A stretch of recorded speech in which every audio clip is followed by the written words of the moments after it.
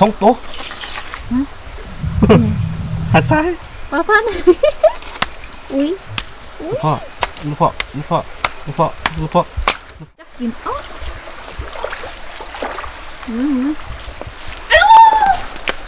ใหญ่สำนาเลยอันนี้อย่าปิดซิปก่อน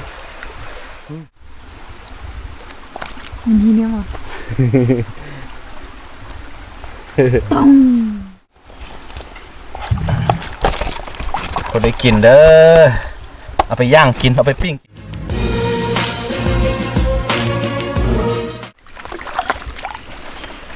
สบายดีแล้วก็สวัสดีทุกคนนอนยินดีต้อนรับเข้าสู่ช่องอาคาน้อยเข้ามาปลาตามเคยพี่น้องเอ้ยคือมื้อนี้เฮาสิมาป้านน้ำเนาะเอาน้ำไปทั้งพี่มดเนื่องจากว่าเดี๋ยวสิไปเซาะเจือนดินของเฮาอ่ะนะก็เลยว่าต้องป้านน้ำมาทางนี้ให้มันมดก่อนเดี๋ยวเราก็สิได้จับปลาพร้อมเนาะนี่พาเจ้าบุญรถมานำพุ่นดูหน้าแรงแบบนี้เนาะต้องเกี่ยมแบบว่าเป็นเดี๋ยวหน้าฝนมาเนี่ยโอ้เอาบ่อยู่ปีนี้ก็ได้ว่าดินก็ว่าหายไปเกือบครึ่งหนึ่งเนาะเที่ยวเป็นหน้าเก่านี่ไปหมดเลยน้ำนองมาแล้วก็โอ้เอาบ่อยู่เพราะฉะนั้นต้องเกี่ยมมันเดี๋ยวนี้แล้วก็หลังจากที่เอาน้ำไปทั้งที่หมดแล้วก็สิได้จับปลาน้ำนะนี่ก็นั่นปั่นดินไว้แบบนี้เดี๋ยวหน้าฝนมาจึงเอาอยู่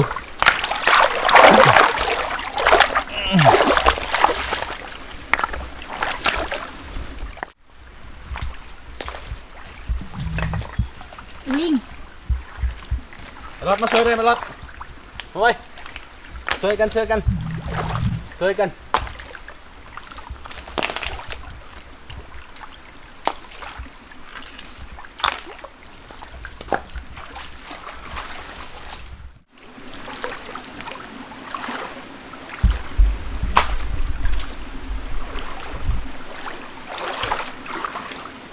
ับมันเลยฮะนี่ขาอันนี้ถึงจะดีนี่ค่ะนี่ขาเลยสีนี่กระดานกระดาษชิ้น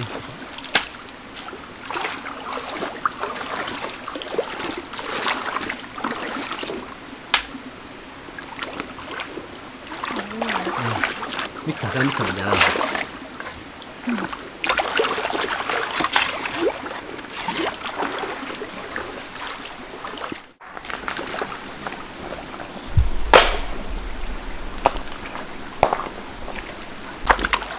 คือด้านกูยืดอยู่เราคือด้านไหนนะคือด้านไหน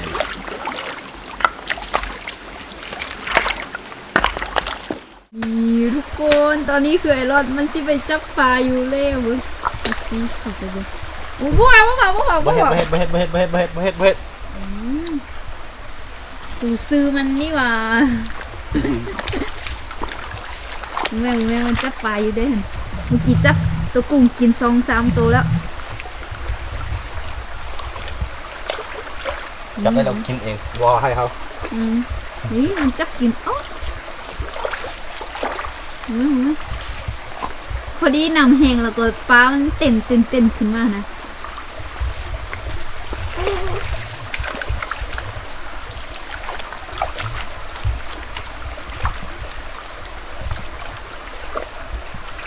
โอ้จับกินเนี่ย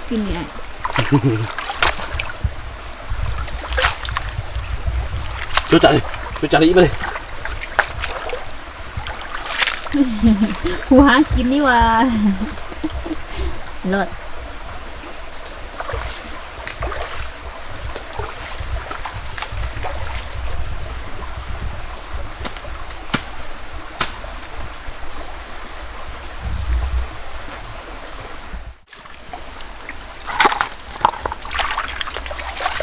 ไอ้รถมาไปจับปลาสวยกันมาบักลอดกิน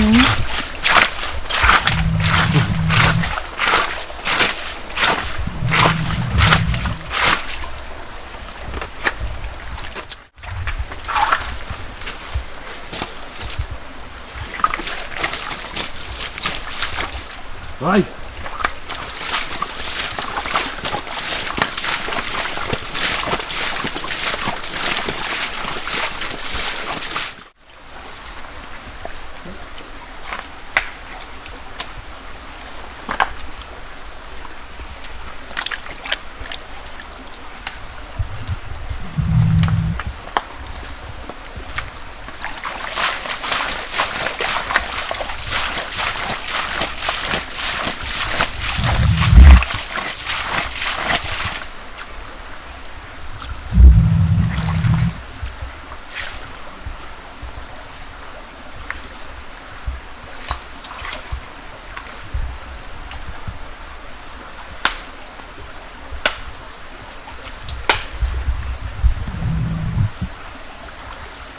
เ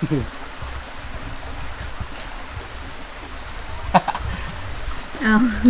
มันอยากกินนี่ เอ้ย ตัวยัง เอ้ยมึงยังมันยัดของกูเลยมึงกูเตะปากเลย หาเองหาเองกูน่ะหาเอง บูแม่มันสิลักกินเลยฮะ บักซัก มีอยู่อ่ะ มีเอ๊ะจะจับกูได้ นั่นแหละ ปักพัน ไม่ใส่โอ้กินอยู่ได้ ยังไงจะนอนไม่ได้ มีอย่างฮะตัวใหญ่อ่ะ อะไรไอ้รถ รถจับรถอู้อย่านะ อย่าบอกว่ามันสิกินตัวใหญ่นี่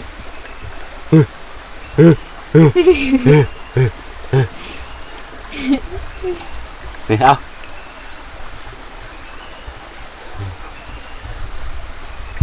ตัวใหญ่อยู่เด้ ป่าพัน ไอ้รถมันอยากกิน เฮ้ยไปรุ่น เดี๋ยวมันเป็นลัก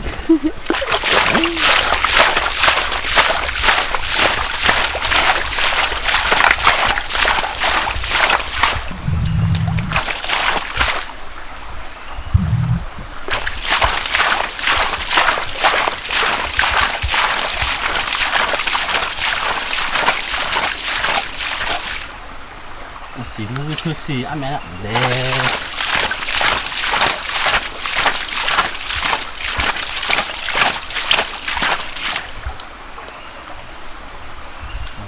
เอามีหู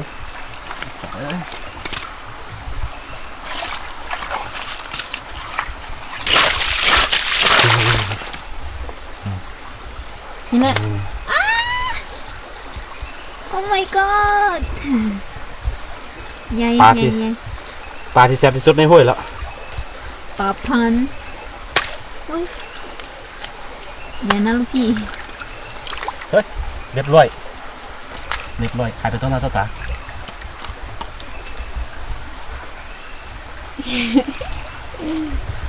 รอด เดี๋ยวรถมารถมาดูโอ้โหให้มันจับบนดูโอ้ยจับแม่รถจับ โอ้ยนี่รถเฮ้ยจับ รถจับแม่เอาจับไปเอามันโง่วะแฮ่รถมึงเอาน้ำ สองพอลูก โอ้สองตัวหัดซ้าย ปลาพันอุ้ย พ่อรถจับรถ กินตัวกุ้งมันกินตัวกุ้ง มันมาบางกองนี่นี่ กินตัวกุ้งแล้วเนี่ยก็ปลา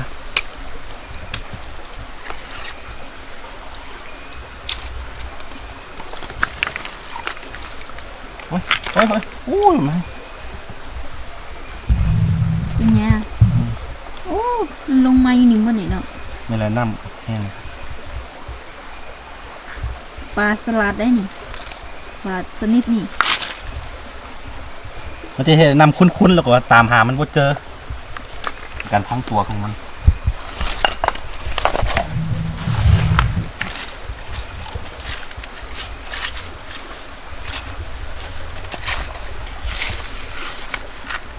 คือถามว่าเอาน้ำมาทั้งพีมดนี่เวลาหน้าฝนมานี่เดี๋ยวดินเฮาซิบ่มีเลยแล้วได้จับปลาน้ำ สิเจียนลงมันเนาะ แล้วได้จับปลาน้ ทีนี้มันก็ไม่ ำน้อย รถไปแม่รถ นี่สิรักเต้นนี่สิรักเต้นของเขามือยานะเอาเข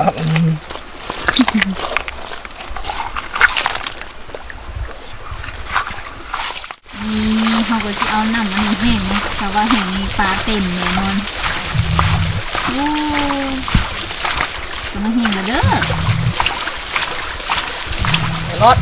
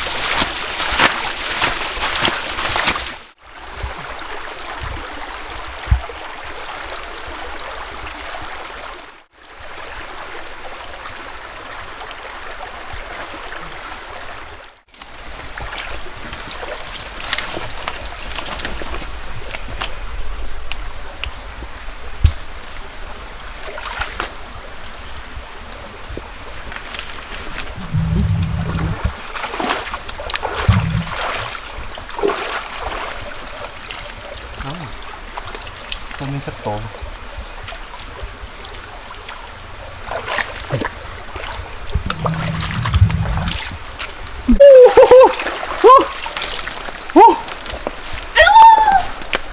ใหญ่สำนาเลย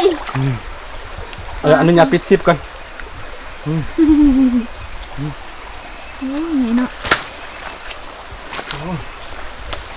ปักนี่ปักก้างเล่นตรงนี้ โอ้เป็นไงแห้ง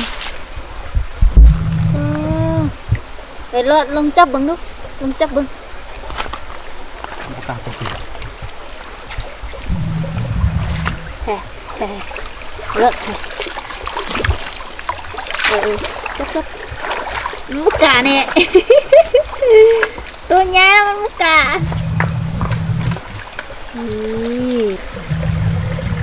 ไม่ใช่เหรอ เอาเยอะอุ้ยโอ้ได้2 ตัวโอ้โหได้ รถเก็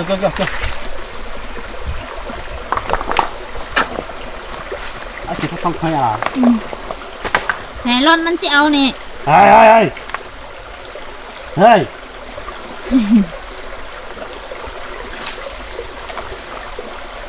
รถเป็นวัด เดี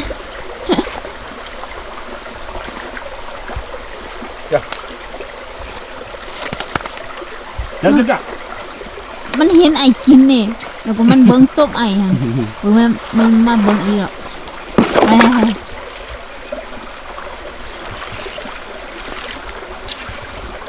ไปรถไปแล้ว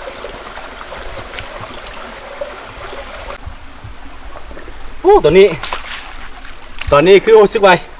หิวข้าวแห้งแล้วในเวลากลับบ้านกันเราก็เสียเบิ้งผลงานนิดนึง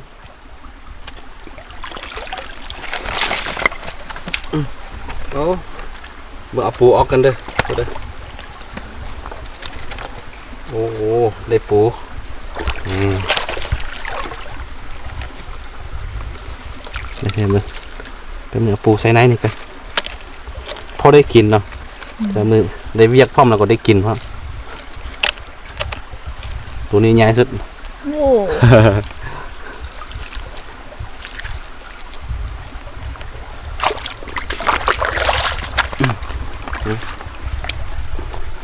ก็จะเป็นปลาพันธุ์นี่ปลาพันธุ์โอ้ยคนที่ไอ้บัดสดไอ้บัดรอดยักกวน มาส่วนหรือว่าบอล ไอ้ยานี่พอได้กิน นี่ก็ปลากังเยอะ อันนี้ปลากัง ปลากังไง อันนี้ปลาพันธุ์ ของแซ่บเลยโอ้โห ของแซ่บเมืองเหนือ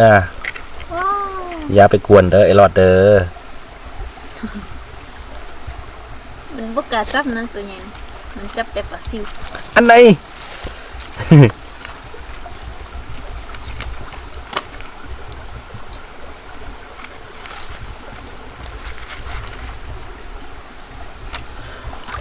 ได้อยู่ได้อยู่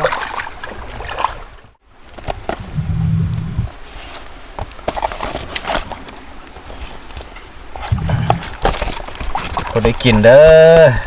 เอาไปย่างกินเอาไปปิ้งกินเนาะพูดเนาะนี่ได้เวลากลับบ้านกันแล้วอะจื้อ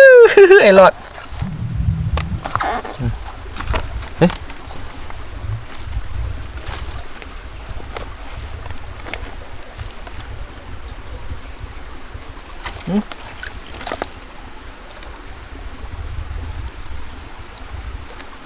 มันที่เนี่ยว่ะต้อง